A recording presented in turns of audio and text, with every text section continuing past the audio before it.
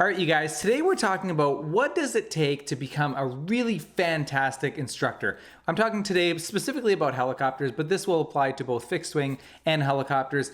And I believe that there's a few principles that will really set an instructor, one instructor apart from another.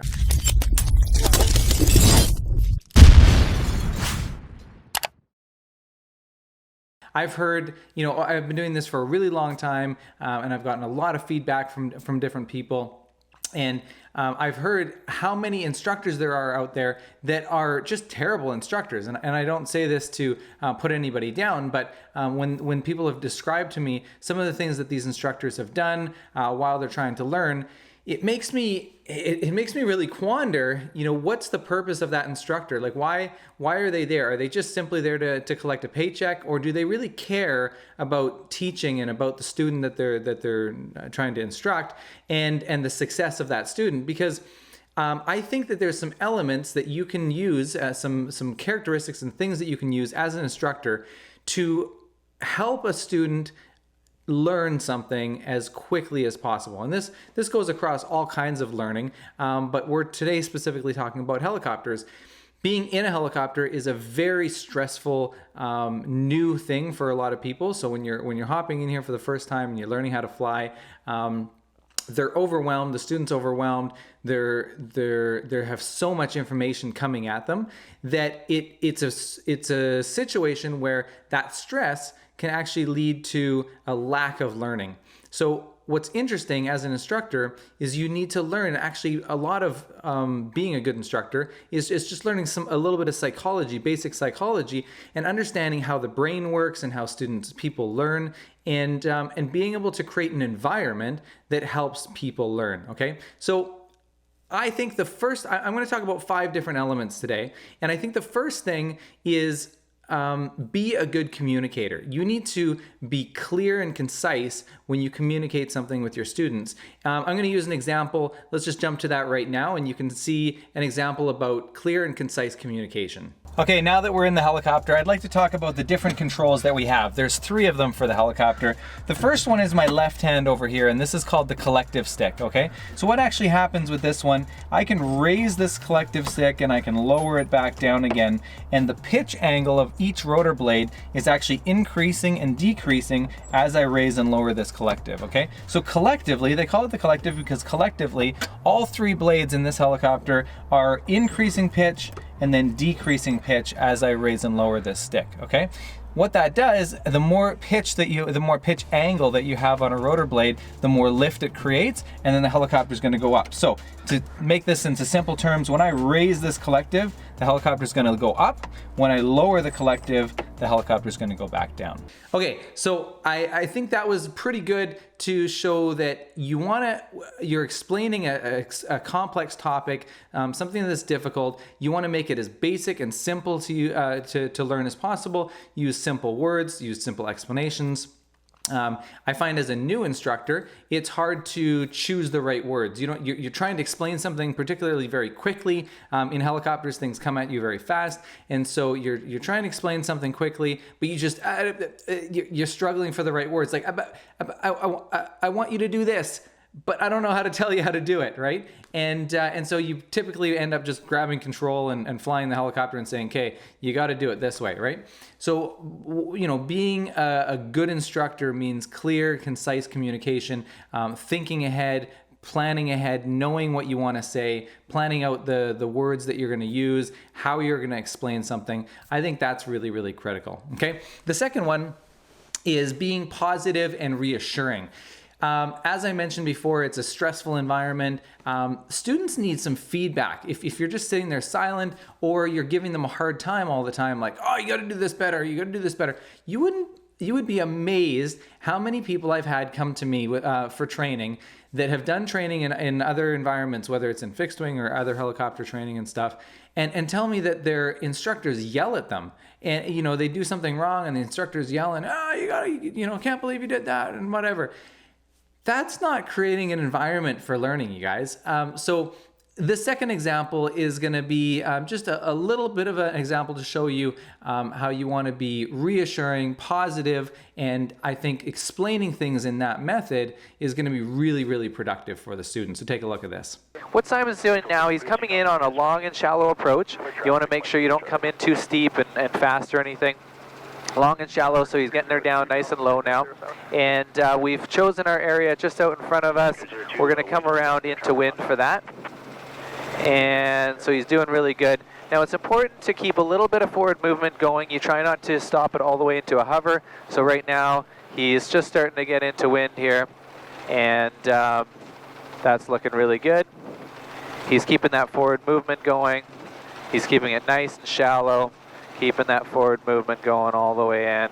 That's great. The helicopter wants to pendulum at this point, and so he's doing a really good job at sort of just kind of staying ahead of the controls. That's really good. Keeping a little bit of forward movement going, and then down you go. Okay, next we're talking about impactful examples. There's different styles of learning. Different people learn in different ways. And then there's also a list of things that we can use as instructors to really help make an impact on somebody. And so using an impactful example is going to stick way more than just using an example that's a little bit more abstract, okay? So this example that we're going to use right now in a second here, I think is something that, you know, I do on a fairly regular basis, and it really leaves an imprint. It really leaves an impression. Take a look at this. Hey guys, so we've arrived at our spot here, and as you can see, lots of reference all around here. Let's get down a little bit lower, Graham. And as we get closer into this glacier, we've got this fresh snow over top of it, and very low light. Oh, it's bright enough, but a low light situation.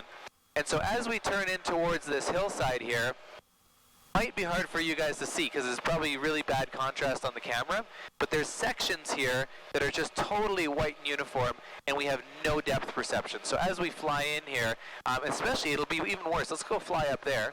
It'll be even worse as we get further up this way. So right here, we've got all these crevasses. You see that, right? So the crevasses are giving us depth and they're giving us motion. We can sort of see that. But as we turn in here, let's turn in a little bit to the left. Okay.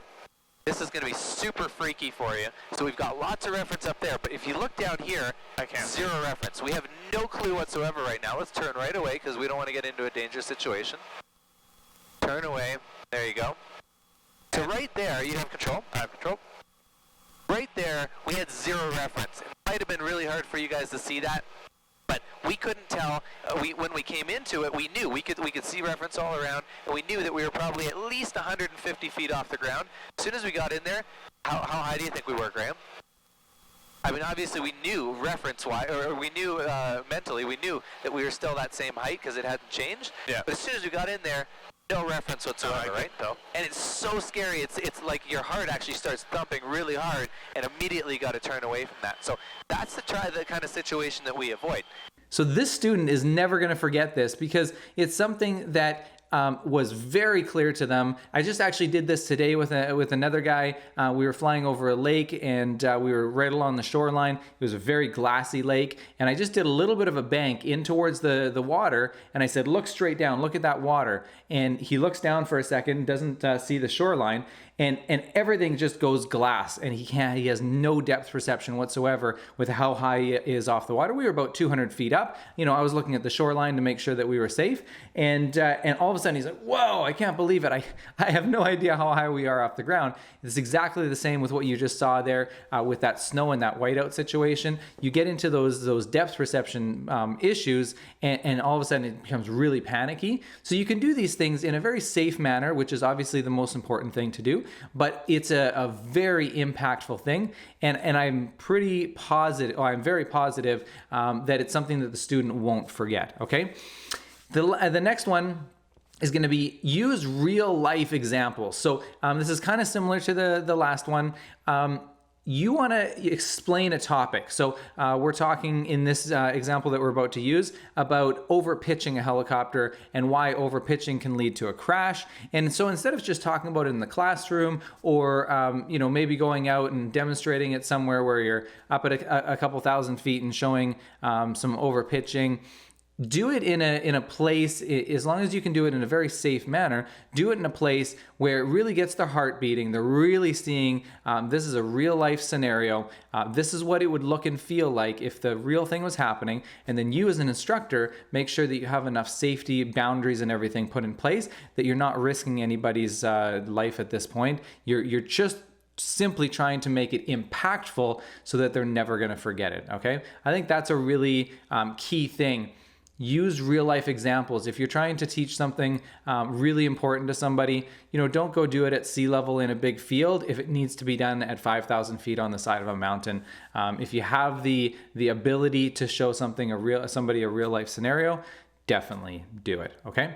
3 definitions to talk about. I'm not going to talk about them all today, but we're talking about overpitching today. That's very different than settling with power. Settling with power is coming in with too much mass and inertia. This is also different than vortex ring state. 3 different things. I'm going to do videos on settling with power and vortex ring state another day, okay? So we're coming in on our approach here now. We've assessed that our winds are out of the north, and so I'm going to come by here. I'm setting up my approach really shallow, and I'm making sure that I get close to my spot so I get a really good sense of what that wind is doing. I'm going to slow the helicopter down, and I'm actually going to get it into a hover right beside my spot here. And I'm making sure that when I do that, I have enough space so that if I don't have enough power, if I run out of power, I can bail out, okay? So now here, I'm going to simulate us. We're very close, actually. We're right on the border of power, but we just have enough. I'm going to simulate us running out of power. So when I roll off a little bit of throttle and I droop my rotor RPMs, that's simulating running out of power and overpitching. And all I got to do is turn a little bit, lower the collective a little bit, and fly away. Those are the two key points. Immediately turn away from your spot, lower the collective. Lowering the collective flattens the pitch of the helicopter, or flattens the pitch of the blades, and that immediately recovers power, okay? So that was the first 2 key steps. I turn away from the spot, I lower the collective, that's going to get my power back. The rotors are going to start spinning at full speed again, and immediately I fly away from my spot. It's that quick and easy, you guys, to recover from your spot, okay? This one here, I've checked my power. I know that we're on our power limit. This is a perfect example. We're right on our power limit, but we do have enough power. So this next step, I'm going to come into this approach. We're going for the real approach this time. I'm going to come in. I'm going to come in quite shallow, but a little bit higher than my spot. And I get to what's called commitment point. Right now I'm at commitment point. I do not slow down. I do not stop. And I continue my movement all the way in, all the way in, all the way in. I've already pre-chosen my landing spot. And I'm going to come in here and go straight for landing. And there we are in the landing. This last one that we're going to be talking about is just simply, I'm just going to call it simply be calm, okay? As an instructor, you can get worked up. I've talked about a few different examples, and people get worked up, they get excited, especially when they get a little bit nervous and, whoa, you're doing this, or they're in a stressful situation, you're doing a mountain approach with a high power setting. And the example that I'm going to show you in a second here is that exact thing. And so I would suggest that do whatever you can to keep your demeanor calm, talk in a calm manner, and you'll see that in this demonstration here that I'm explaining things very calmly. Again, I'm staying positive, and I'm just talking them through the scenario. And you don't want to let yourself get worked up. If you let yourself get worked up, the student's going to get worked up as well. Take a look at this example. Okay, so there's a fairly windy hillside here. Let's slow down a little bit more. Got about 25 knots on the nose. And we want to see back here. Let's go ahead and slowly start pulling it into a hover. Let's see back here if we have enough lift. Let's stay down low. Don't let it climb on you. It's nice to know that we are climbing, but we don't want to end up high because then we got a steep approach to do, right? So let's just keep it here. We're only using 84%. That's good. Let's go ahead and start descending. I think we're going to be great in there. We've already done one pass to this spot, so we know that the spot is safe. Let's start dropping down now. Want to make sure that we have a little bit of a horizontal view. We don't want to come vertical onto the spot. Okay, stop the forward movement. Stop, stop, stop. Keep coming straight down for now. Because we want to be able to see out the front window where we're landing, right? Because you can see there's a few spots that are a little uneven. Okay, where are we gonna touch it down? What about in front of us there? Here, Yeah. or maybe even a little bit further up there. Yeah. This one I don't like that stick that's sticking up. So why don't we go up a little bit farther? We'll have to twist it a little bit, nose to the right, tail out over here. But let's do that once we get over the spot, just in case we start drooping on the power. That's looking good. Right here, yeah. And then, yeah, twist the nose a bit to the right, because you got the tail over those bushes right now. There you go. And then move it forward. Yeah, try that. Alright. Then we're going to need a good seating check because we're on the snow. Yep. Kind of patting it down, patting it down. Yeah, it feels good. That feels very good. Nice spot. The tail's wide open and clear there. Yeah. That's nice. No again. What a spot. Right on, man. Okay, you guys, I hope you enjoyed that.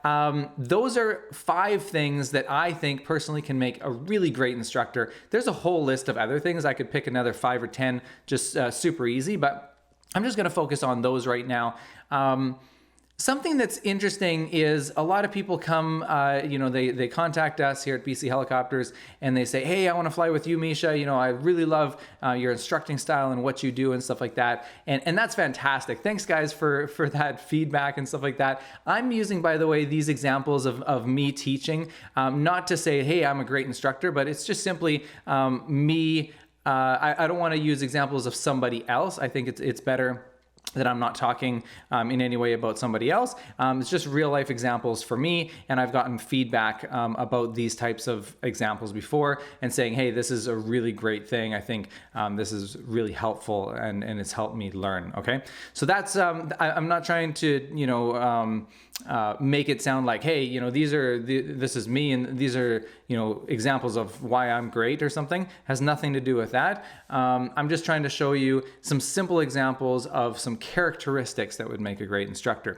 The other thing that's really important is the people that we have at BC Helicopters, you know, my brother Sancho, any of our other instructors, Sam, Cam, whoever, we carefully select the people that we're going to be having as instructors. I've talked before about some people have a character for instructing and some don't, and that's just simply a character thing. It can, you know, it can obviously be a learned thing, but some people trend towards being more natural at it. And so the type of instructing that you guys are getting from me, that you're seeing on these videos on a regular basis, is the exact same structure and type and personality of instructing that you're going to get from all of the guys here at BC Helicopters. So it's really important for you guys to know that, because if you're ever going to come here, do any training, whether it's a mountain course, you know, it's advanced training, it's ab initio training for a license, if you fly with me or you fly with any of the other guys, you're getting the exact same thing. You guys just happen to get the benefit of seeing me on the videos, so you feel like, hey, you know, I really connect with him because I like the way he explains things or whatever. But that's the culture, that's the style of instructing that we have here as a crew at BC Helicopter. So I just wanted to sort of let you guys know that, and that's what you can expect kind of from any of us here. All right. I hope you guys enjoyed this video. If you did, do me a couple little favors. First one is just give the video a thumbs up. If you haven't subscribed already, please do so. Leave some comments below. I would love to hear of your guys' feedback of some other things that make for great instructors, because I know that there's many, and so it'd be fun to hear you guys' feedback on that in the comments below. Until next time, you guys, we'll talk to you later. See ya.